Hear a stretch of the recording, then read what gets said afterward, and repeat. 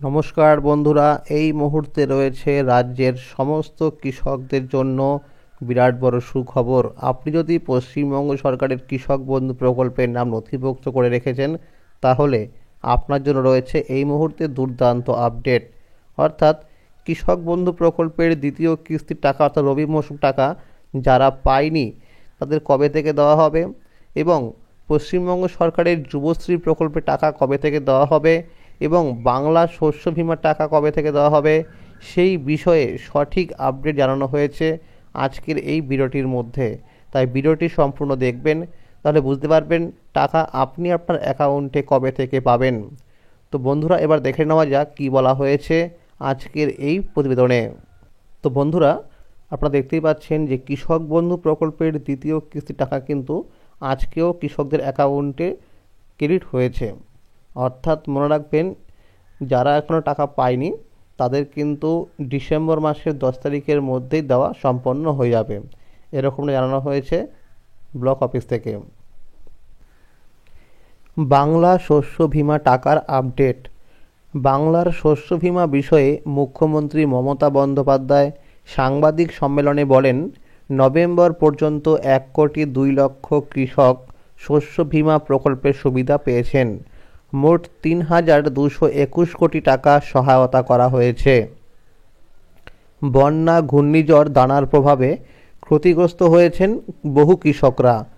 মুখ্যমন্ত্রী জানিয়েছেন, নতুন 65 লক্ষ কৃষক নাম নথিভুক্ত করেছেন।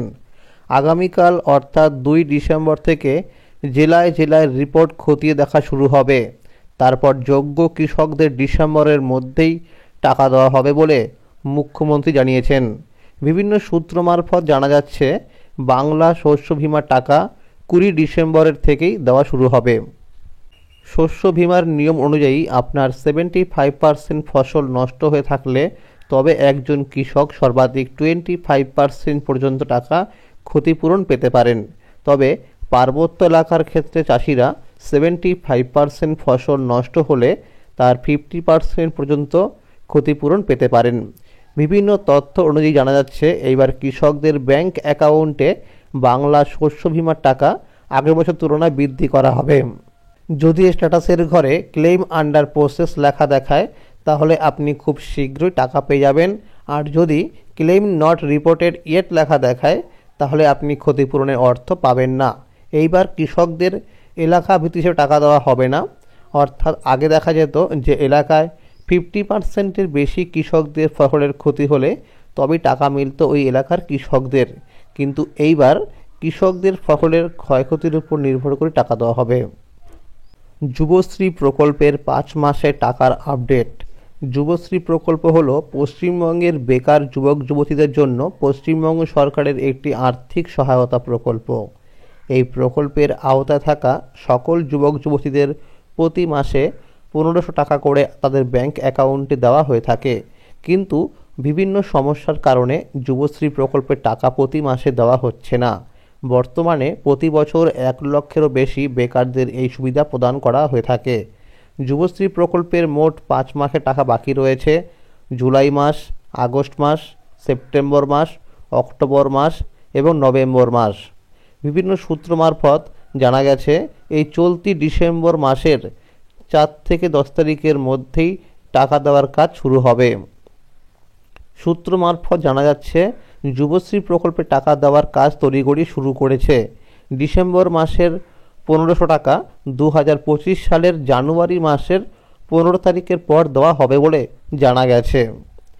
যে সকল উপভোক্তারা অ্যানেক্সার 3 ফর্ম ফিল আপ করেছে, তাদের মধ্যে অনেকেরই নাম বাদ দেওয়া হয়েছে। অর্থাৎ যাদের এই মুহূর্তে স্ট্যাটাসের ঘরে লাইভ কেস দেখাচ্ছে, তাদেরকেই শুধুমাত্র টাকা দেওয়া হবে।